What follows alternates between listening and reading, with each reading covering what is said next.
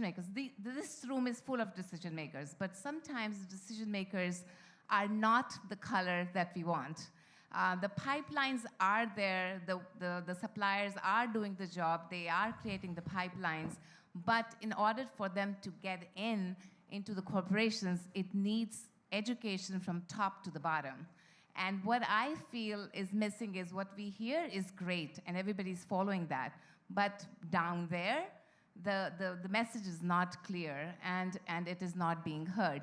What we can all do together to educate not only the top line, but also the people at the bottom that are making some of these hiring decisions to actually be able to be objective and look at these pipelines that we are already creating and are waiting for them to be brought in. Now, I will say that people are making an effort.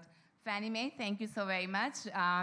Capital One, we are able to bring these programs that are creating talent pipelines into these organizations, but many a times what I feel is that the decision makers are not of this color. They are making the decisions not objectively. So what is being done at the bottom? Amita, right? Namita. Namita. Okay. With all due respect, when I say unapologetically black, I mean that. Yes. And I mean that because I have been. Okay. And I don't say that to exclude anybody. Right. I am intentional about including black. And that black is not bad, black is not a substitute, substandard. Black is equal and able. Yes. And that we need access. And so that's what we mean by that. That's not a disrespect for any other, whatever color you are. It's about we need to be intentional if we're ever going to drive a pipeline and a bigger pipeline. Yes. And not just the pipeline, but actually the decision. And so if you're not intentional about being an entrepreneur, if you're not intentional about being prepared for that next job, then it might happen and it might not. We're taking a position that this must happen. And we have to, I'm black, I'm 72 years old, black, and it's not gonna change anytime soon. I got less runway ahead of me than I got behind me. And so whatever time left I have on earth, I'm clear about what my intention is and what I'm intending to do so that you don't have to, it's not muddy at all. And I am a spokesperson for these people who I don't know, but they're black. And I want to make sure that I help to prepare them and that they get a job. So if that offends another color, I apologize. No, I don't apologize for that. No, I don't apologize for that. You don't have to. I am unapologetically black. You don't have to. I feel such a sense of belonging here like no other place. So Okay. welcome. That was not intended. Welcome. Another question? The thing I'll add to that is it's about business. It's about business. So if we're taking care of business, then we can have a conversation at the top and the bottom. You know, many people don't know what we know. They haven't learned. They haven't been through an academy. They haven't had a Carl and founders that have creating the pathways for them. So they have to be, they need help. So we take the message, we have the focus, and we share it with all. That's why we created High Tech. That's why we help with the others, because we all rise together. We know that. Yeah. It's about business, and we want them to be able to say, you know, ITSMF helped my business be successful. And I don't care what they look like. That's what I want them to say. Yeah. Right? The question over here. That. Okay, good morning, good morning. So first of all, I thank each and every one of you, and just your dedication, your love for ITSMF, and how well you have modeled what it looks like to be black and excellent in these roles that you serve. So first of all, thank you so much. My heart's beating, and I'm just so honored to be in this space. So I have to say that first and foremost. All right, let me get it together. I am Pat E. Perkins. I am a certified career advancement coach, and when I look around the room, I see so many of my clients. I just want to say first and foremost that I met Elena at a BDPA luncheon where she was, of course, the keynote speaker, And at the time, I was working for Eric Lashley, and she, as boldly as she said, "When are you gonna come work for me?" That's what you said to him. And fortunately, he said that we were a package deal. So we came in from Sara Lee, where I led the Y2K implementation. And yes, I am dating myself. Some of y'all might not even, well, never mind.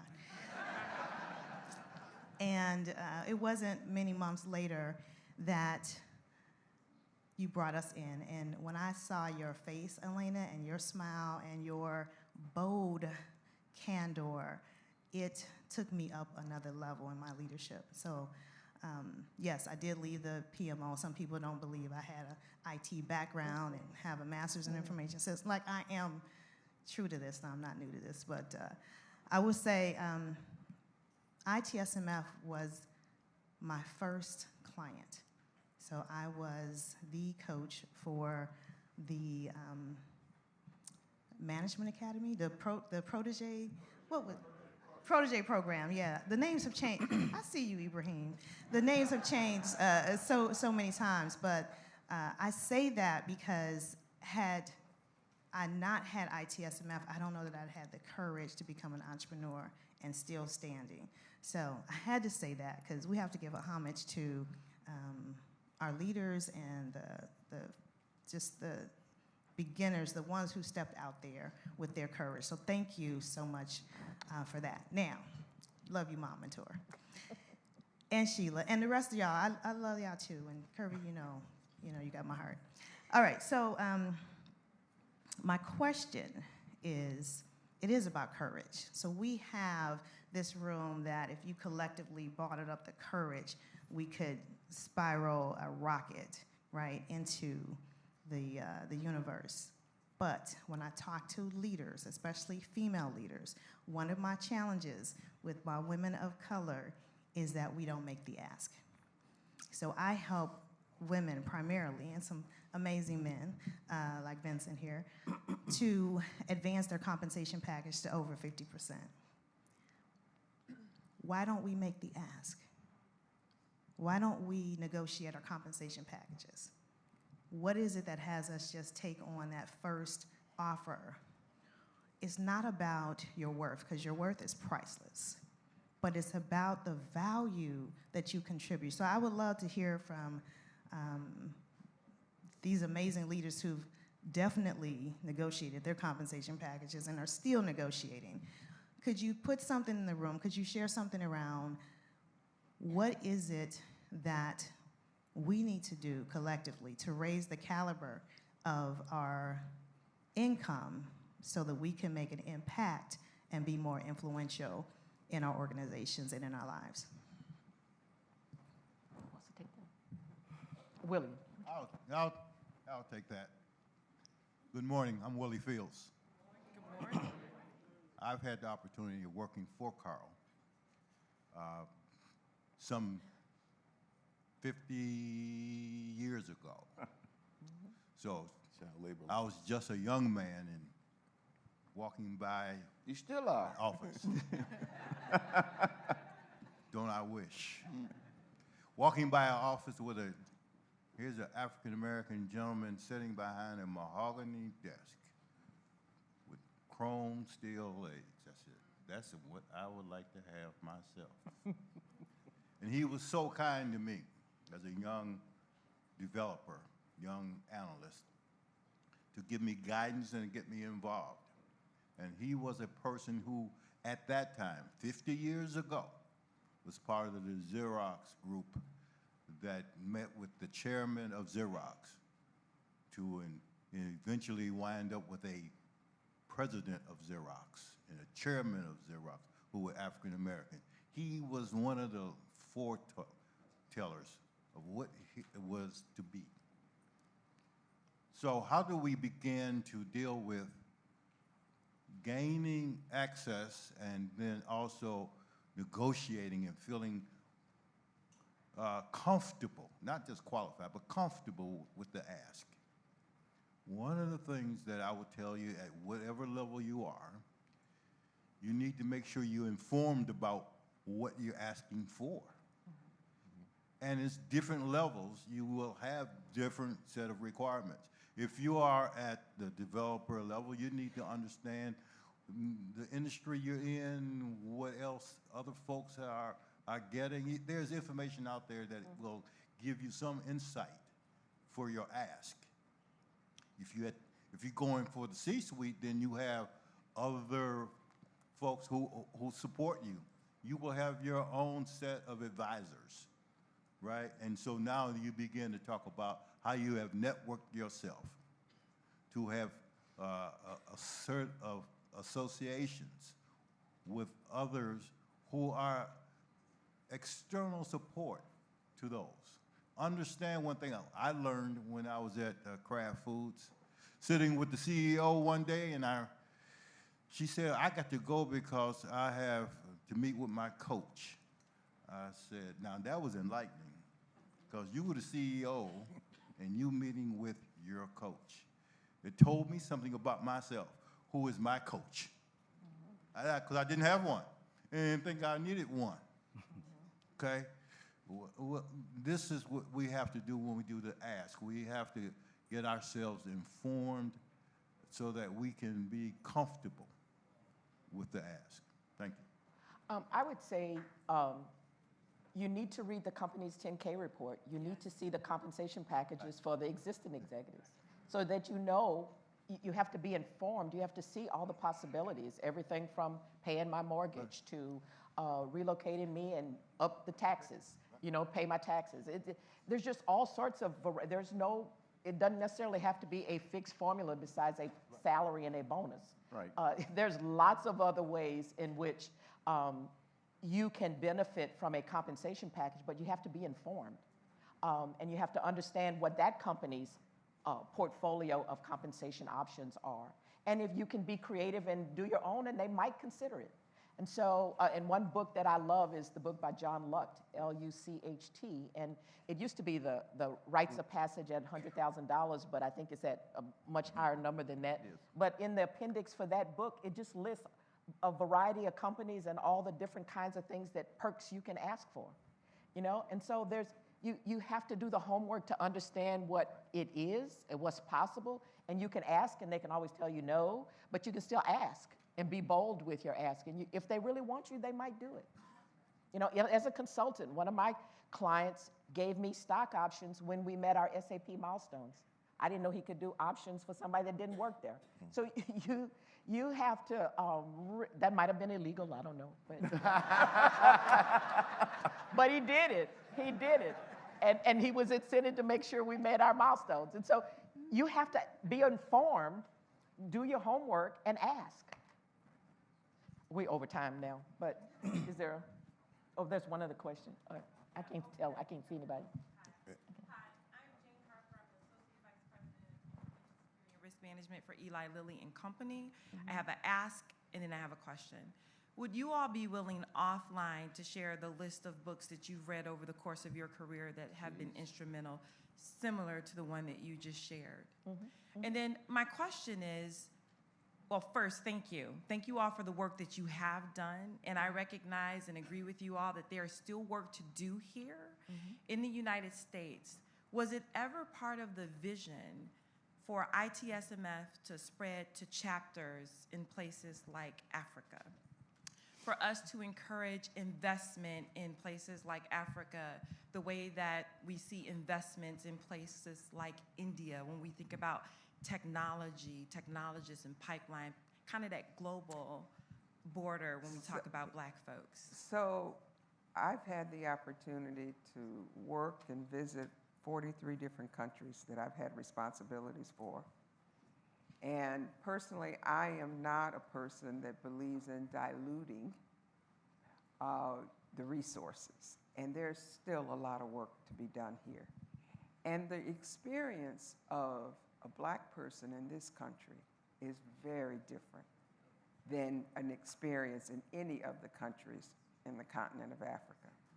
And so I can speak for me, never had that vision, and I hope that we continue to work here because it's a lot of work to do. We have in this country institutionalized racism And if you don't believe it, turn on the news because it's worse now than what it was in 1960. Amen. So let's keep working here, is my opinion. Okay. All right, I'm nervous coming up here with all of this legacy up here. Wow. Well, I want to personally just say thank you to each and every one of you all for taking the time out to share your story with us, to share your legacy with us. And we really do thank you for your dedication to ITSMF. Are there any other founders? I know I saw another, Gregory Morrison was on the list. I don't know if he's in the room with us. Are there any other founders? I want to make sure that we take the time to recognize them all. Or near founders.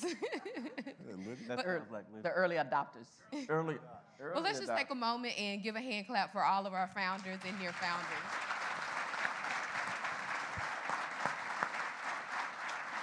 Yeah, I told you we pulled this out.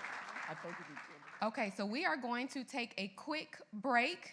We have a jam-packed schedule for you guys today, and we want to make sure that we stay on schedule for you. So we're going to take a quick break, but when we come back, when you start hearing the music,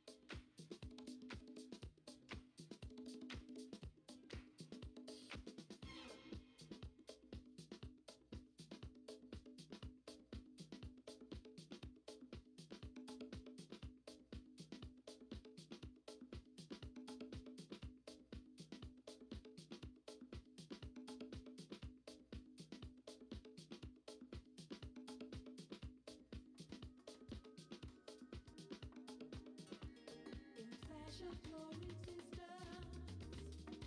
Something wonderful happened. A gift so rare, nothing compares. You stand alone. Treasure of treasures, no man can measure. A mystery through him.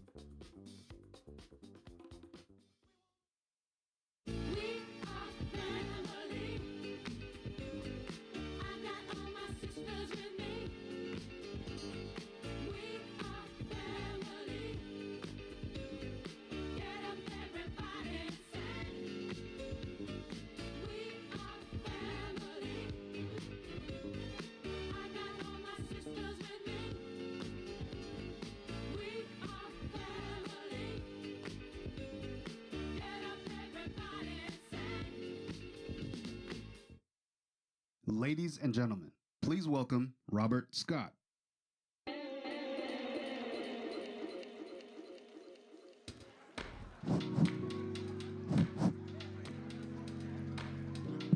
need to turn it on. Yeah, I can hear it. Hey, hey, hey, hey, hey! Hey, hey, hey, hey!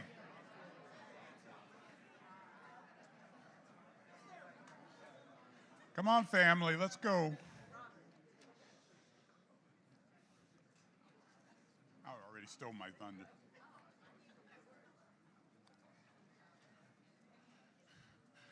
Okay, family, so I'm Robert Scott, Vice President and Dean for Professional Development for ITSMF.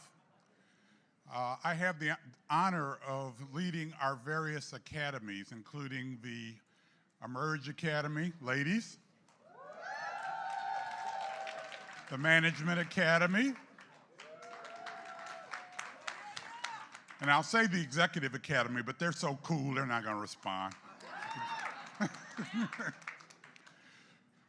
This morning, I have the opportunity to introduce a really powerful session consistent with our ITSMF strategic plan, and it's around growing the business entrepreneurial universe. As you probably heard by now, ITSMF has a mission to enable the creation of barrier-free opportunities for Black technology leaders, innovators, and influencers. So with this in mind, we are focusing on enabling and supporting Black innovators and entrepreneurs. Now, last week we introduced our newest academy, the Ignite Academy for Business Founders. Yesterday, the Ignite Forum met. I think there was like 150 people in the room, and they continued the learning and networking in this particularly important and strategic focus area for ITSMF. This morning, we're going to continue with our session, Thriving Financially Through Entrepreneurship. The purpose of this session is to highlight the importance of entrepreneurship with the ultimate goal of building Black generational wealth through business ownership. So with that being said, I'd like to call to the stage our panel, Hans Brown, Chief CIO for BNY Mellon. Where's Hans? Here he comes, there he comes, come ahead.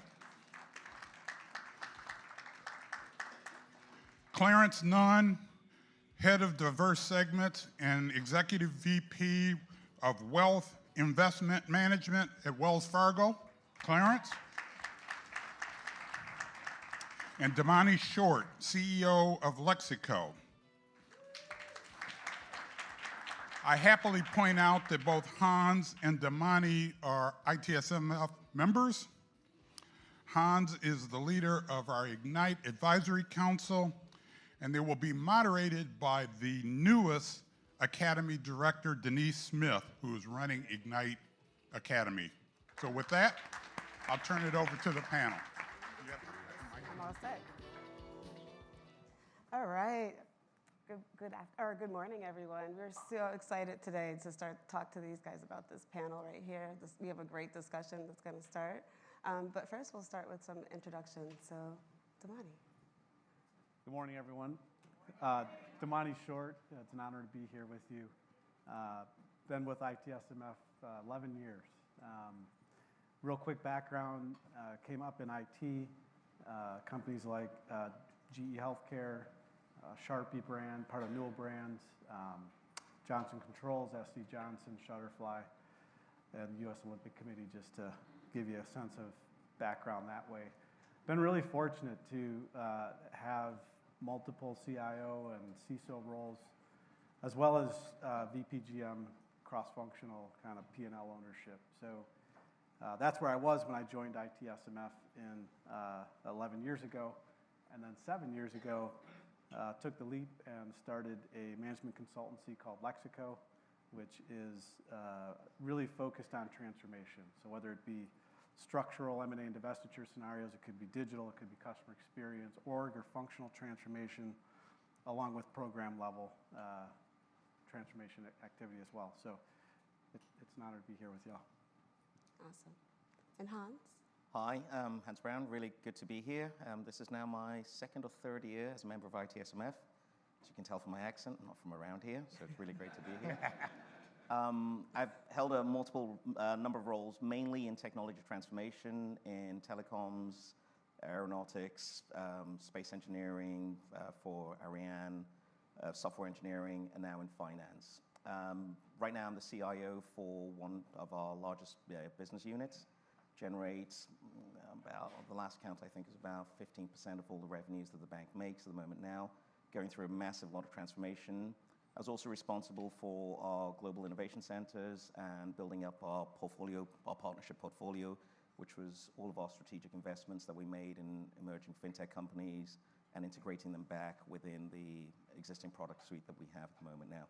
I've been with the bank now for 12 years and lived and worked in Africa, Asia, Europe, Latin America, and this is my last stop before Antarctica. Most men are very obsessive. I've got to collect that last one. And so anybody, any roles, 6 months in Antarctica, please let me know. And really, really excited and looking forward to engaging with you all. Well, good morning. I got in around 1 a.m., so I'm not exactly sure what time it is, but good morning. We'll just go with that. I must first say, though, I know this is not on script, but I couldn't imagine being in another place today and ending my week here with this group. I'm not IT, but I stayed in a Holiday Inn or Hilton last night, so maybe you guys will make an honorary IT person. Everybody becomes a geek. But I did start my week at the Wells Fargo Open, our golf championship in Charlotte. And for the first time, we hosted the HBCU President's Golf Tournament. And so that's how I started my week. So I'm having a badass week. So quickly about my background, wealth and investment management. I'm at Wells Fargo. It'll be 2 years next month. So wealth and investment management, think about it as we manage rich people's money. So we think about affluent, so 250,000 to 10 million, not what you make, what you have to invest. We call that affluent. And then high net worth is 10 million and above. And so I run the diversity practice for our business. And so from a D&I perspective, if you think about traditional D&I, promote, retain, recruit diverse talent, that's really, really important work. That's not what my team does. We have 2 areas of focus. We're looking at hiring more black and brown advisors of our population, which is half our company, 26,000 people, about 10% of the employment base at Wells Fargo, and about 20% of the revenue comes through our channel, and then more black and brown clients. And so that's what our focus is in that group. I've been there about 2 years. Prior to that, I was at JP Morgan Chase for 5 years, running our middle market banking. So think about commercial banking companies, 20 million to about $1.5 billion in revenue. All things banking, I ran that. But I like to say I spent most of my career at GE, where I spent 24 years, 12 moves, 10 years on the industrial side, GE Plastics, and then the last 14 in financial services. I was our CEO of our franchise finance business, our railcar business, our healthcare business, our hotel business, and a few others. And so I'm excited about being here today. I'm excited about the conversation, and I really do appreciate you guys making me an honorary CIO today. Awesome. Yeah, I love it. So Damani, what inspired you to become an entrepreneur in the tech industry, and what challenges have you faced as a Black professional in this field? Sure. So yeah, inspiration. As I shared, I was really fortunate to have a nice corporate run, and there were really 3 things percolating as I got into kind of second and third kind of C-suite role. And one big one, and I think you've heard about, Kirby talked about it earlier, but honestly, the stress level was, I don't know if it was intensifying, but definitely wasn't in my 20s anymore, and my ability to handle that, was increasingly challenging. And in the early days, I could go 24/7, sleep under a desk, GE background, we did that. But that was increasingly not the case, and I was just really challenged with how can I get into a different model. It's not like I was going to step down, So that was one big piece, was how do I get to a place where I can more effectively manage stress and frankly, design time into the system. So as I thought about continuing to take roles at bigger companies, I was like, yeah, that looks great, money sounds good, but where am I going to get time back? And not just for myself, but for passions that I had, in communities and so forth. Second thing was, just looking at back to this notion of impact. Financially, again, could see a really good path in kind of the corporate trajectory. At the same time, in terms of really kind of blowing the doors open and having almost limitless potential was something that was, very motivating and, inspiring to me. Again, not just for me and my family, but you think about other passions, other communities, other organizations to support, this notion of time, talents, and treasures. Entrepreneurism was more attractive as I was starting to think about that. The third thing was really around kind of a squishy topic of just realizing my full potential. As thankful as I was for the roles in corporate America, which there are clients today, and I wouldn't be able to do, and our team wouldn't be able to do what we do without that experience. But frankly, I just was not as stimulated, across kind of, I kind of say, like, I didn't feel like I was using all 5 senses.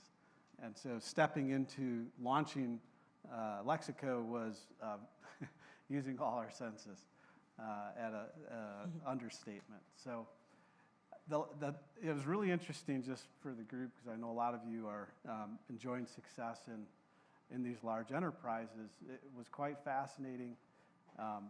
Just as I was contemplating the leap, some of our good friends, some of which were like, you're kind of crazy.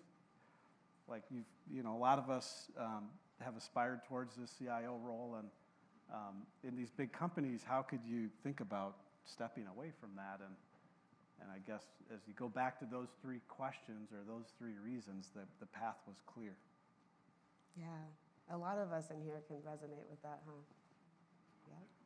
All right, so Hans, can you share your experience working as a change agent in the technology industry and how it has shaped your perspective on creating opportunities for Black innovators and entrepreneurs? So maybe I'll start this a little bit differently. I think one of the things that's really constant about our experience is it is always change. So I always kind of smile at this term as a change agent. I kind of think that's Tuesday or it's Wednesday. It's every shared experience that we have. Mm-hmm. Let me first start off. It's really hard to be an entrepreneur. It's really hard to think of new things to basically bring them to fruition. And as hard as it is normally, it's even harder when you don't look like everybody else in the room. Mm-hmm. Like, it's 100 times harder. Your voice needs to be louder. You need to be more persistent. You need to have more than just an idea. You just need more of everything. So it's kind of the point that you're making the money. It does need that level of resilience, that level of, it doesn't matter the barrier. I am basically going to break through it. Now, for me, for Black innovators, and it's not a capability gap, because I'm a firm believer innovation entrepreneurship doesn't come from a place of plenty. Mm-mm. It comes from a place of scarcity. It comes from a place of desire to make things better than they were when you found them, and a real sense of purpose. And it's something that we as a community have in spades. So if it's not a capability issue, then the reason why it becomes really, really challenging then it's a wider infrastructure issue. How do we get access to capital? How do we get access to the right talent pools? How do we get to be in the place or in the room when the decisions are being made over who buys what and who they're buying from? Those are the more esoteric perspectives. On the other side, I also kind of think at least for me, one of the greatest things that's happened with the revolution that we're seeing is the pervasiveness of technology has actually lowered the barrier to entry and has also made it a lot easier for our people to access. So if I think about it right now, a kid sitting in Kenya can get the same education off Coursera as somebody who's going to a degree course in Wharton. That's a level of access that couldn't have been possible without technology coming through.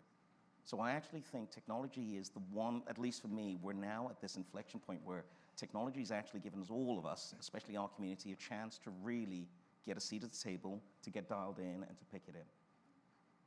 So the things that I kind of personally think are really required for that change to count. One is the support networks. You need to put the frameworks. How do you get capital? Who do you get it from? How much risk are we willing to allocate? What are the models in which the funding teams allocate capital and make conscious decisions to allocate it to one group versus another? The other bit, and this one is actually a lot harder, in my previous role, in one of my roles, obviously building up the portfolio investment book for the organization, one of the things we spent a lot of time on was founder health. Starting your own company is like, it's like everything all at once happening to you in all, and it takes a lot out of the founders. How do you put frameworks in place to support the founders as they go through the highs, the lows, the challenges, the near misses, to make sure that they actually are supported enough to be able to make? So it's that level. So it's support both on capital as well as the people side. And the other bit is just really, it's thinking long and hard about what conscious, intentional decisions can you make from wherever seat you are that makes it easier for somebody to get dealt in and open the aperture for everybody else to come in. Yeah, that's it, exactly. And I think, Clarence, you could speak to, what's the importance of representation within your institution at all levels, including leadership positions and supporting Black entrepreneurs, just to piggyback off of what Hans. Well, I think specifically around representation, like anything DE&I related, people want to see up and down and across the organization people that look like them, talk like them, have a similar educational background, but also they want to see the diversity in terms of thought, in terms of where you grew up. And so I like to say that for me specifically, I have to bring my African-American male self to work every day unapologetically, as we heard today. Mm-hmm. Here, here. Mm-hmm. But I also grew up in South Central LA, was a college athlete, was in the NFL long enough for a cup of coffee, moved 14 times. So it's all of that, right? So you have to bring all of that. So what happens is from time to time we get caught up in the ethnic diversity piece, which is really, really important, but it's also all of these other things. Because what you hear, and my experience has been as being a CEO of a lot of businesses, it's, outside of marketing, the IT budget is kind of that next one oftentimes that gets cut. Mm-hmm. And so having that seat at the table, making sure that, hey, it's not just the right thing to do, it's also the right business thing to do. And what we find is that you don't have to compromise to make that decision. And as I think about entrepreneurship, I think there's really three elements of that, at least three that are important. I think from a banking standpoint, an understanding. If we're being honest, part of the reason why I agreed to do this panel, because I said, as long as we can have real conversations. Mm-hmm. So if we're having a real conversation, some people would struggle to spell entrepreneurship, mm-hmm. right? So having an understanding of what it truly means is really, really important. And by definition, right, it says taking more financial risk, right? Willing to step out and go do those things. From a banking lens, that's everything we're not. By definition, a bank is risk averse. And so now how do you bridge these gaps? So this education and understanding is making sure that bankers understand, hey, this is where we're going, here's my understanding of it, and then I understand from you there's a risk element to this, but let me help you walk your way through that. Because in that conversation that happens when you're not in the room, what you need is champions knowing exactly where you're going and how you're trying to get there. Secondly, and I'll go quickly, I think there's an element that says I need to understand the beginning, the middle, and the end. You guys work at this very, very well. But as you were talking about your concept and what are you doing, I need to better understand, do you know the risk associated with that? Mm-hmm. What's the middle of that as you start to grow that business? And then what's your end game, right? The health of the founder. Are you looking to transition this business eventually? No, this is going to be a legacy business. understanding those three elements, and then the final piece is this network component of it. This group, and I hadn't known much about it before getting in here today and listening in, what an opportunity it is for you all. And I saw the camaraderie and the family, but I think the big mission for all of you today is to say, what are the 3 or 5 names that I'm gonna walk away from this conference of the people I didn't know before I got here? And here's why that's important from a banking standpoint. That network will help you avoid some of the common pitfalls. Because the common pitfalls are what makes headlines, and the headlines are not what banks want. Trust me, we know that a little bit about that at Wells Fargo. So I think for me, it's saying making sure holistically you understand that piece, because if you can help another fellow entrepreneur in this room get their business started, now the headlines become, hey, this is a great place to invest money.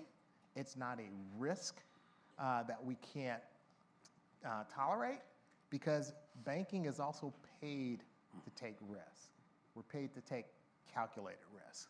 And so we just need to be able to get you to speak, not necessarily in your language about your business, but speaking in banking language so we can connect the dots. Yeah, powerful. And, you know, for Damani, who's the entrepreneur on the stage, you know, can you discuss the importance of mentorship and networking and supporting Black entrepreneurs and innovators, and what resources are available to them in these opportunities, and how that worked for you? Sure. Before I do that, I didn't get to part 2 of the first question. Yeah. So, you know, what are some of the challenges we faced as a Black founder in tech, as if that were past tense. But anyway, it's a really interesting dance. I mean, we know we have to be better, right?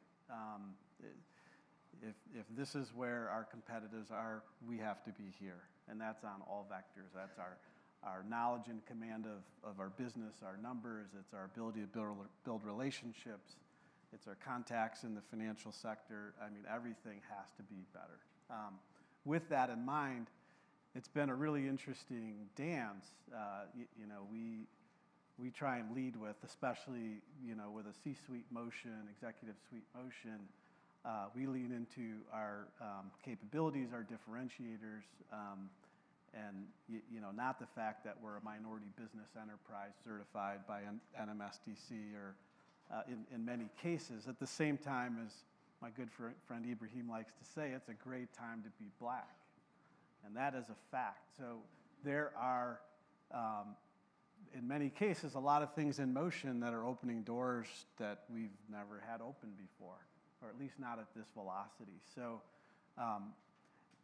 you know, while our motion tends to be executive suite focused, doors are opening through, let's say, supplier diversity executives at some of America's largest companies, and then introductions to procurement, and that is a totally different game. Immediately, that process, you know, they put you into their kind of protocol, and definitely it's not unusual as an MBE.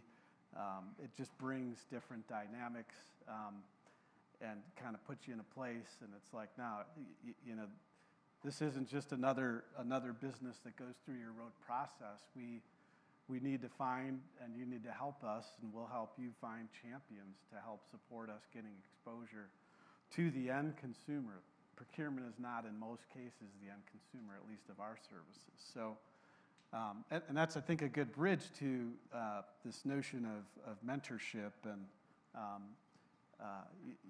Clarence just masterfully talked about the importance of networking and mentorship. In a lot of cases, they can be one and the same. So I think when we think about mentorship and building up entrepreneurs specifically, a lot of times people think about like capacity.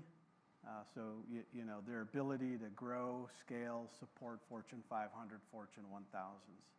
Also, people think about traditionally capital, always at the center of the conversation, and it needs to be. There's a third leg, which is equally important, which is connections. And that's, I think, a really critical part of mentorship and developing entrepreneurs and their businesses and their ability to grow. So whether it's connections to certain, oh, I need to get better handle on my financial stuff or operations. So it could be subject matter experts around certain disciplines that'll help us, go to the next, level of scale and growth. It could be, connections and mentorship around access to capital. So what language do I need to be speaking? What artifacts do I have to produce? How are these guys and gals looking at our business and the numbers? What other considerations are there that I'm not thinking about? So that mentorship and development there looks totally different than an ops or a marketing or a finance type of expertise. So, I think that thinking about it, we've all heard the notion of personal board of directors, and you might have someone that's really good on faith and someone you respect, around family and kind of personal leadership and accountability, and maybe someone go around the room, right? So I think when we think about development, if we're that person that's in the mentorship role, we need to be thinking and asking that black founder, hey, what do who are you talking to about X? Who are you talking to about Y? Who are you talking to about Z? And maybe there's a role I can introduce you to someone that can help. So I just think that's we have to look at it across those dimensions. Yeah, absolutely. I'm here today because of those connections, right? And Hans, how do you see the intersection between technology and wealth creation, and what role do you think Black entrepreneurs and innovators can play in shaping this future? So I'll maybe take some data from the UK, and I'll use that as a median because the inequality gap is actually greater here. So in the UK, where I'm from, Black households, on average, have 39% less in resources, in wealth, and compensation than an equivalent white household. And part of the studies in the UK basically said if they managed to close that wealth gap, the GDP of the UK would go up by 4 percentage points. So there's an economic imperative to basically include us, as well as a social imperative to include us. The bit for me in terms of where entrepreneurs, it kind of, I'll say basically is at 3 levels. One is we've got to show up. We've got to give the kids on the street a chance to see something different, like really see something different. Mm-hmm. I can be this person. I can be this person. This is not unattainable. This is something that I can show up and be. We've also got to look at how we educate and how we basically give opportunities to what I'll say is our up-and-coming young people. One of the things that's happening at the moment now with the birth of large language models like OpenAI and so on, is a new job category called, wait for it, an AI prompt engineer. This job didn't exist, this job's probably existed for the last 5 years. I looked up before I came here. A starting salary for an AI prompt engineer is $475,000. Where are my young kids? I woke everybody up, didn't I? Okay. Okay, settle down, settle down, settle down. But the important point for me isn't the role. The important point is how does a kid sitting in high school right now, making decisions about what they're going to study, decide that this is a viable alternative for them, and then basically does the work to get there. We don't suffer from a lack of doing the work. We work harder. We do all of it, but the access, the opportunities, the information, that's what we don't vociferously go after. So for me, that, in terms of that intersect, we've got to show this is possible. So at the ground level, really look at how we look at our education, how we basically give role models for these kids to look up to. Second level is basically making sure that right in the middle tier, as they're going through the educational systems, we don't lose them. Right. We give them, these are people you need to look up to. These are roles you can go and learn. These are emerging technologies that are not far away from you. They are things that you can do, and you can basically get up to speed with them. And then at the end of the state is making sure that we give something back. And I think too often, and I'm going to say, we're all guilty of this, you work so hard, you get there, and you're like, you know what? It's now time to give back, but I'm really tired. I want to go play golf. I want to go do this. I want to go. Mm-hmm. But no, you've got to, that's the point for me. That's the point at which you actually really need to double down and do the hard work. That's when you, to the point about network, I need to basically get through procurement because, to your point, procurement isn't the end customer, I'm the end customer. So as an end customer, where do I make my voice heard with procurement to make sure that somebody comes through the chain? So it's at all of those three levels, but for me, the real thing is representation, making sure our kids see it. It may be, it's like if we don't create that large base, we're not gonna have a pointy end of the triangle. And that's just like super, super critical. Yeah, be that change you want to see. I love it. So, Clarence, this question is one of my favorites, but in your experience, what are some of the biggest challenges faced by Black entrepreneurs in accessing capital and building wealth through business ownership? I think the challenges, is making sure that you get a piece of a very limited pie. And so if you think about it, what hits the C-suite, everyone's competing for their idea. And so at some point, as you can probably imagine, all things can't be funded. So understanding, and again, this is more in the bigger corporate structure, but if you're thinking about it from a banking standpoint, right, although you as an independent entrepreneur need to understand how the cultural company structure works. So if you're going to get your business funded by this particular bank, you need to understand where's that bank spending their dollars. And so oftentimes, like in the case of Wells Fargo, you'll see it in small businesses, right? It won't be called out entrepreneurship necessarily, but you'll see it in the small business. And the idea is, well, it'll most often get captured there. I don't know if that's the case or not, right? But what you have to know, if you understand that's there, then how do I make what I'm pitching very digestible for the bank and something that they are willing to go invest in because they know long-term they can support the community, they can support diversity, and all the things that are important to the firm. So I think having that access is really understanding what's that clear and concise message, speaking in bank language, of, hey, here's why you need to invest in me, and you're taking less of a risk here versus some other place. And oh, by the way, if your mantra is you want to be a good company in the community and also a great company for the community and your shareholders, well, you can do both, but let me tell you how I can help you get there. So it's almost this WIFI model. Everybody's got what's in it for me, right? So what you have to do is be able to articulate what's in it for the bank, and then having the right champions to advocate on your behalf. And how do you get that? That gets back to this network, right? Who's advocating for you? And part of this network, truth to self and note to self, everybody wants to be a mentor, not everybody's qualified. So when you start thinking about your board of directors, you need to know what they're good at. And if what they're good at doesn't get you to your end goal, then you got to get a different set of mentors. And that's sometimes it's really, really hard because they were the ones that helped you with the idea. They were the ones that gave you the money up front. And we see it all the time as CEOs. Oftentimes when I have to go in to turn around a business, my leadership team to turn that business around is not the same leadership team I need to grow it once I come out of that cycle. So for you personally, the team that you had to get the concept off the ground may not be the team you need to grow it. Or it may not be the team you want to put in front of those bankers to say, I need a team to help me get this idea funded.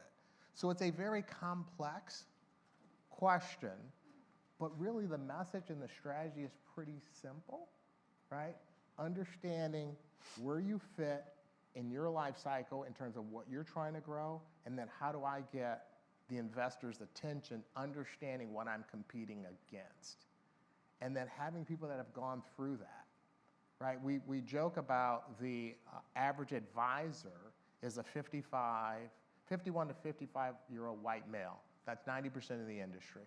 It is what it is. So I work in one of the least diverse parts of the bank. We get that. But we've also put in permanent solutions, primarily with our internship, to say we can change the face of that. So as you think about for where you sit today, right? Too often you are the only one, but if you allow that to be the distraction, you'll never get to where you're going. And so when you start to think about how do I want to take something and make a permanent change, I think you got to have some people that have gone through it. So we're engaging that 55 to 50-year-old white male. We're engaging them to help coach and mentor and train and team that next set of advisors that we're getting, oh, by the way, from HBCUs. So that's why it was so important. I got to play, I'm a lousy golfer, but I got to play golf with 12 presidents of HBCUs to talk to them about this program. So I think it's that grassroots element, but I think it's also making sure that you're surrounding people that can support your vision and unapologetically go and advocate on your behalf. That's what you need. Right? Could I jump in on that? Yeah. Two quick thoughts.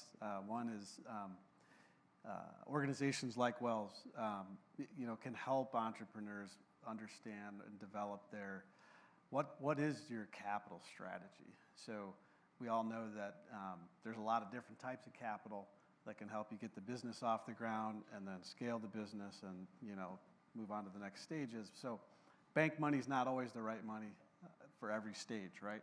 But teams like yours can help advise entrepreneurs with that capital strategy and connect them to the right capital at the right stage of their business, and that's a really powerful role y'all play.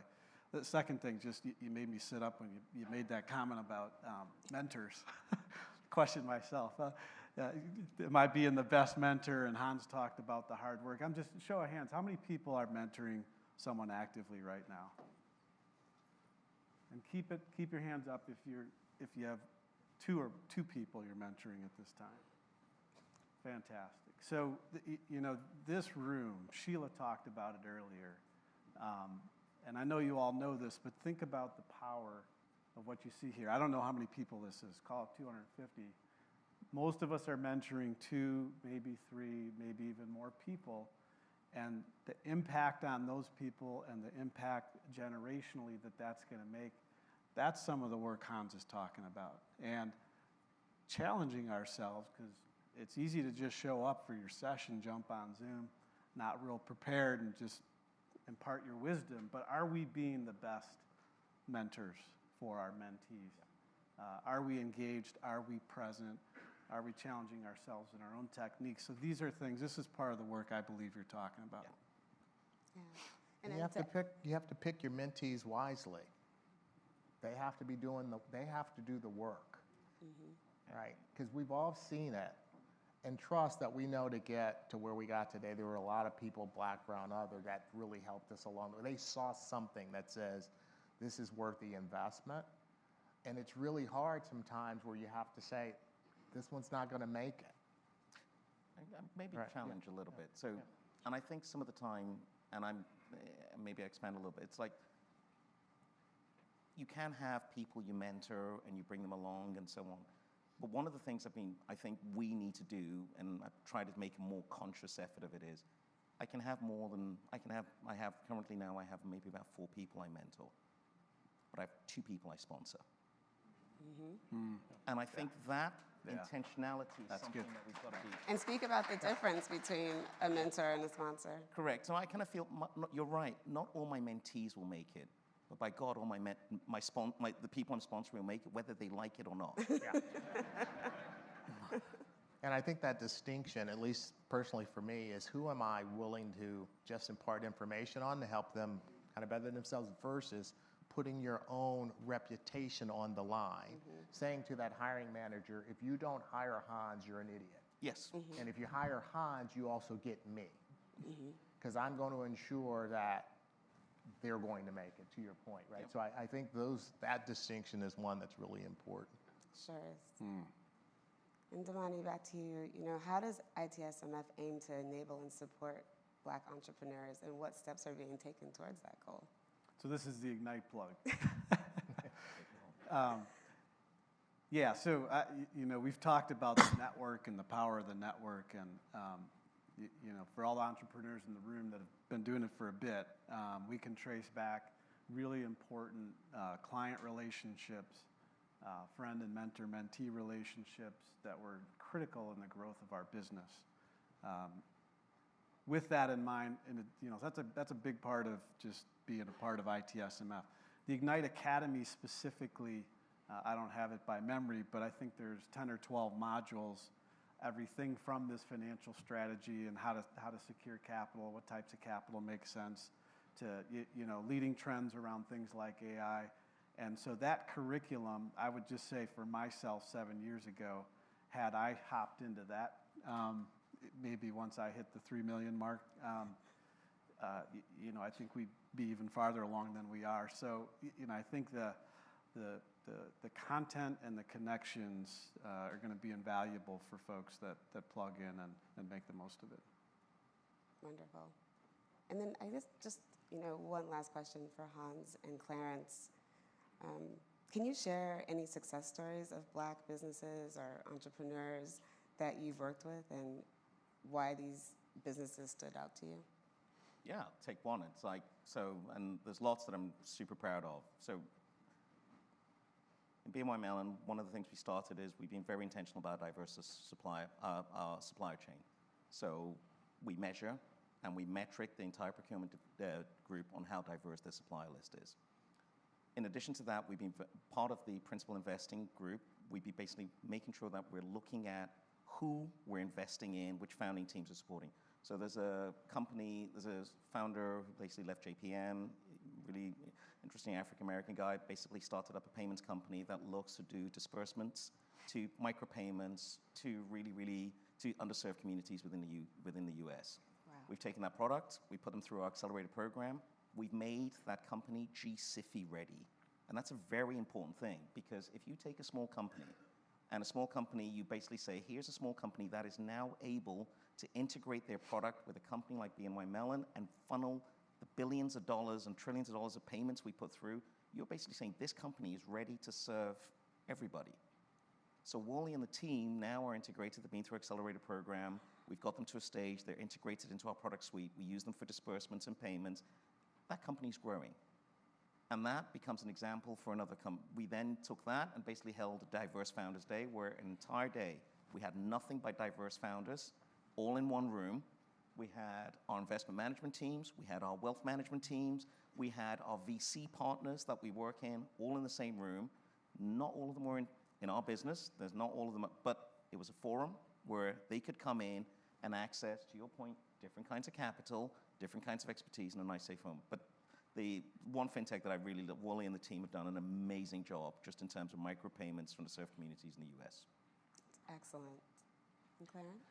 So there's a couple examples here. And I have to strike a delicate balance as a licensed banker, right? I have to make sure when I'm speaking for Wells Fargo and then when I have my outside interest in terms of just friends and families that are running businesses and then saying, hey, this is Clarence Nunn's opinion, it's not Wells Fargo's opinion. So that is the backdrop. When I think about some of the work at Wells Fargo and specifically around whether it's the Open for Business Fund, the payroll protection program, where the average loan size I think was $40,000 or $50,000, so it was really at small business, and all the fees that came from that, Wells Fargo actually took that and reinvested back, didn't keep any of those profits. So I think that's an important thing to note. I think when I think about wealth and investment management, we talked about specifically we're not represented there, we're single digits. It's not a Wells Fargo, it's a Wall Street issue. If you look at every one on the street, black and brown advisors is somewhere between 3 to 5% or less. Women, it's about 16% on average. So when you think about representation, it's not there, but there's the opportunity to get better. What we're doing specifically with my group, I asked the question, well, what makes a great advisor? Black, brown, whatever, because we're having an honest conversation. In my business, the color that matters the most is green. We're either making money for our clients or we're not. And we don't fire many advisors, you self-select, because if you can't work, you're not going to get paid if you can't bring in clients. It's really that simple. I don't want to, I don't want to oversimplify, but fundamentally that's the issue. And so good advisors came through our consumer bank. So when we looked at our internship program, 70% of those interns didn't stay with the firm or they went to another part of Wells Fargo. But that makes sense if the average advisor, and look, I like to think my daughter's pretty smart. She gets it from her mom. She's an MIT kid, biology, went to BU, now going off to med school. she's not qualified to manage our money. She's just not, right? So the idea is that you can go do an internship, couple summers, come out of the program, and become an advisor. No one's going to trust that, right? So what we did was we said, let's get with the consumer bank where we have the most success.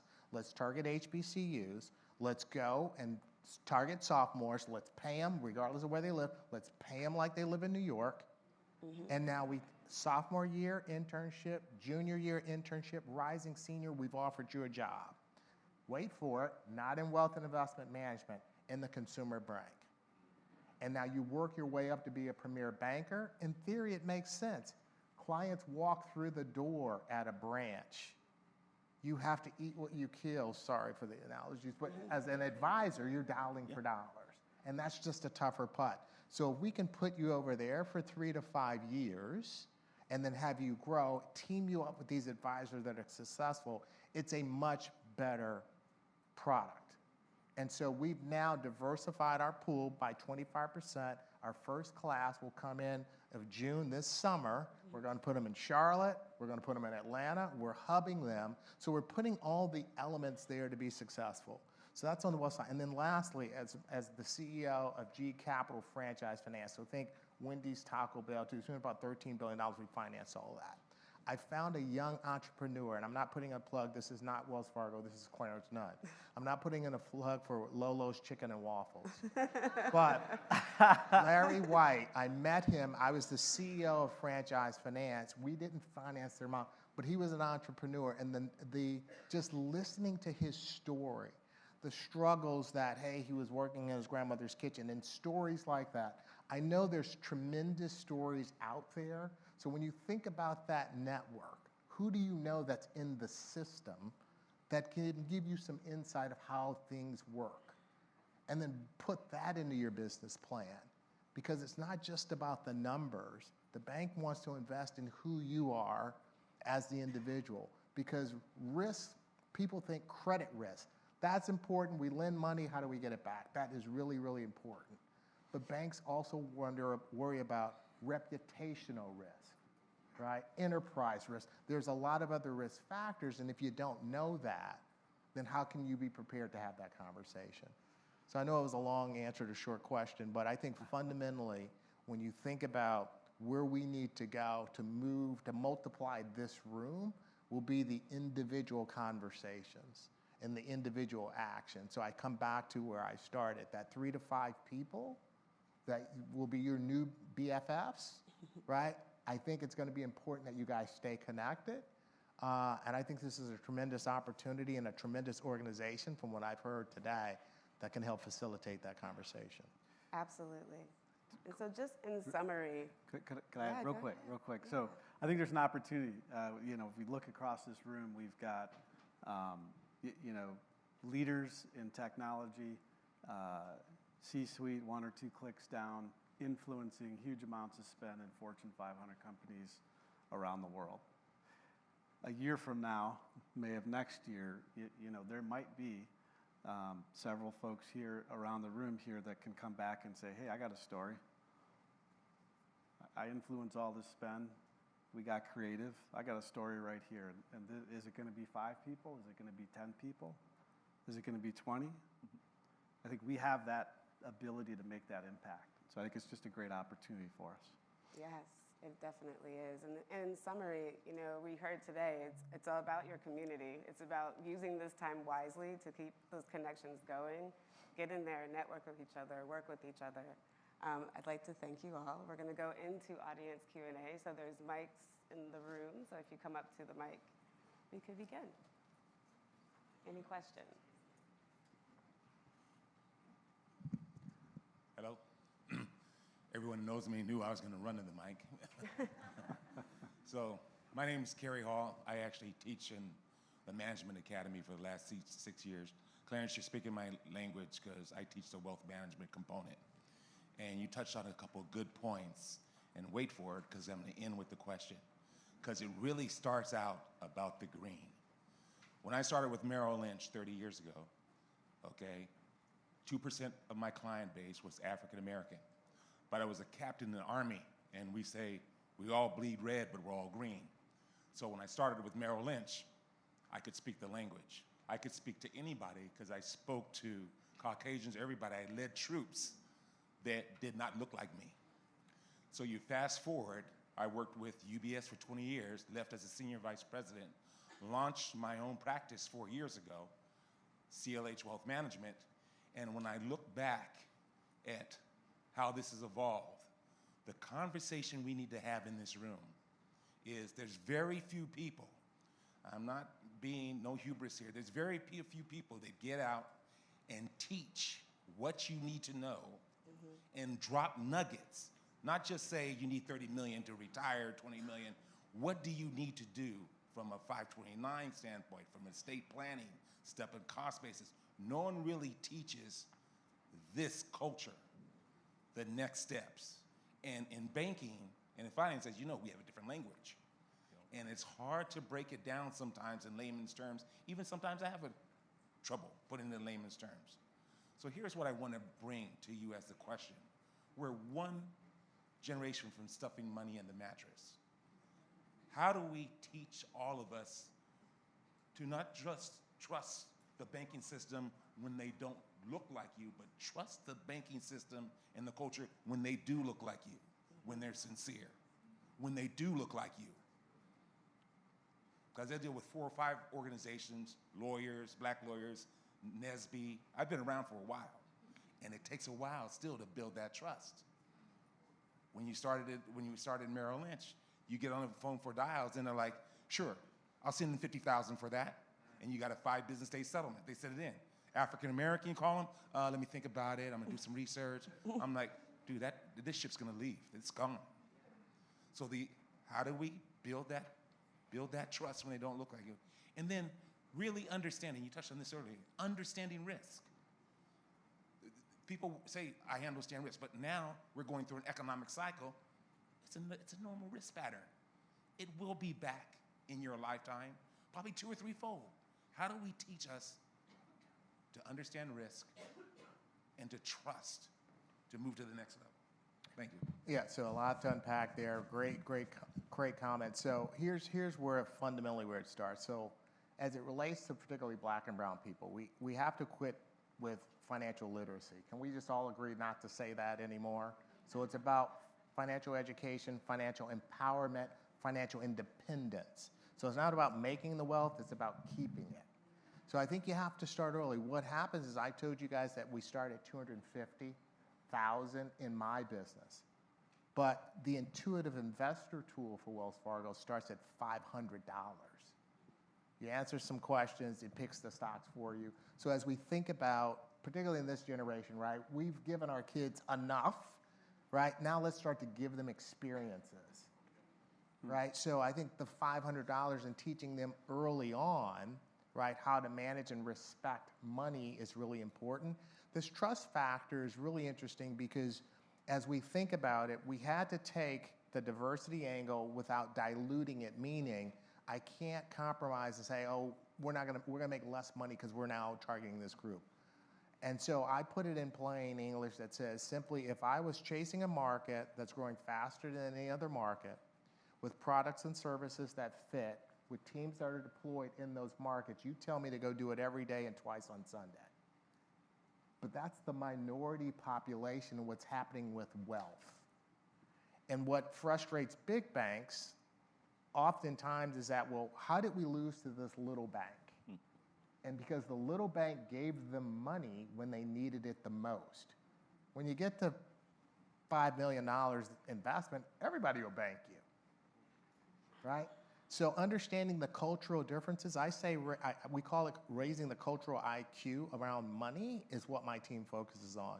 So a couple things that you mentioned. So here's where I think the solutions lie. One, we got to get more people in the seats, understanding that it's not about black people wanting black people to manage their money. 2, culturally, we have to quit making it taboo to talk about money. And I don't know if you're afraid that because your family gonna want to borrow it from you or what it is, whatever that is, we have to get there to talk about it. And it's not one of those fake it till you make it. It's not driving the big car and you're leasing it at the end of the day. So those are the real conversations that we need to have. And then, at least my experience has been, as it relates to financial advisors, oftentimes when we talk about minority financial advisors, we talk about how much money they can make. A lot of that's true. We don't talk about how hard it is. And so if you are, as you guys know in this room as entrepreneurs, how hard it is to make payroll, to build your model, we have to have that same language as we're talking to these minority advisors, so then they can show up and bank this room. So let's start by banking this room, much like we heard at the other player. Love Africa, love going other places, but we can start here. So as you think about, for those that have advisors in the room, what does your advisor look like? What's their background and why did you get comfortable? And then what are you doing, to Hans's point, of how are you giving back? I think we all have to look at the self-reflection, start there, and then figure out how to make this more of a permanent solution, as I like to say, about how do we change that narrative. It's starting with, let's stop with financial literacy. Please, let's just stop. I'll add one more thing, and I actually think there's a point you made, and it's something that I'm trying to consciously do at home. It's starting super early, like super, super early. I've got 2 children at the moment now. My child, my youngest child, had their first brokerage account opened as a custodian account when they were 5. Every time grandma gives money, it goes in there. And they're learning it now. They tell their friends tell their, but I'll just say, for all us here, there's no better time, what's the best time to plant a tree 10 years ago? What's the second best time to plant a tree? Right now. Right now. So we start right now, and you start with that young generation, and the earlier you get them, the more normal it becomes, to your point, and then they don't look at, they don't look at somebody running around with a $50,000 gold chain that disappears in 2 minutes. It's, I want to be rich forever. No. Yeah. Hi, good afternoon, everyone. Morning. I'm trying to fast forward today. Good morning, everyone. My name is Chibu Zonyao. I am a commercial data strategy analyst at Becton Dickinson, as well as a voiceover actress, new entrepreneur. And I have a 2-part question. My first part of the question is, I've been noticing a trend of apprenticeships for those who may not opt in to go to college. In regards to barrier to entry, what are programs that your respective companies, as well as ITSMF, offers or may be piloting to offer that could be suitable for these young people, or just whoever wants to gain those important skills, build their transferable skill set through apprenticeships? That's the first part of my question. And the second part of my question is a plug to the Ignite Forum yesterday, which was phenomenal. We are very well versed in active sources of income, our businesses and working, and are one of the biggest groups that are susceptible to illnesses. So when it comes to passive income strategies, what insights can you share that have worked for you or worked for those in your personal board of directors? Maybe I'll start with so lots of companies have different programs. I'll basically take some of the ones that we have. We have a START program that basically picks kids in community colleges that basically have them all, starts at high school, and we engage with lots of high schools in and around the tri-state area, or any of our local regional centers. But almost every bank, at least that I know, has some kind of engagement program that basically reaches out, whether it's deep into the community, at each of the stages of the career. So there's opportunities and there's jobs all the way through for that. The other part, though, is it's getting them in, but it's also making sure that they get a chance to accelerate and go. So again, for us, as you come in, there are avenues within the organization that basically bring you in and enable that continual education that basically allows you to keep upgrading yourself as you go through. So lots of those programs exist. And then in terms of passive streams, and this is not a BNY Mellon, this is a me thing, I like investing in things that, in effect, I believe will enhance the human experience. So whether it's access to water, it's access to clean water, whether it's green energy, whether it's education, and so on, I'm a firm believer if you lift everybody and you wait long enough, you'll make something. Because ultimately, giving back is good. Giving back is the right thing, and doing the right thing invariably pays. Absolutely. And I think there was somebody over on this side. Or did he walk away? Oh, keep going. Okay. One more? I No know. more. Okay, so I'm getting, we are done. She's like, no, no. you're She's right. like, no more, no more. All right. Well, thank you, all of you, for everything. Wasn't that phenomenal, everyone?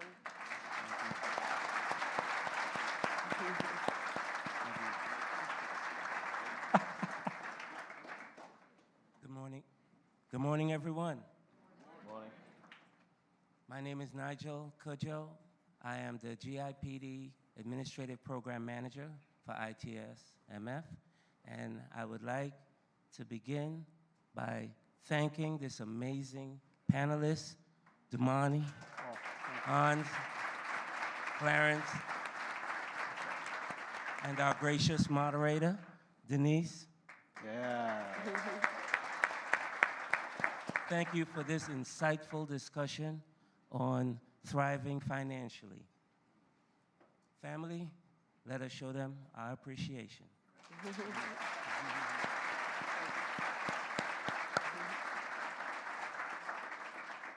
At this time, we're going to break for lunch, which is going to be located in the Rylander room down the hallway to our left.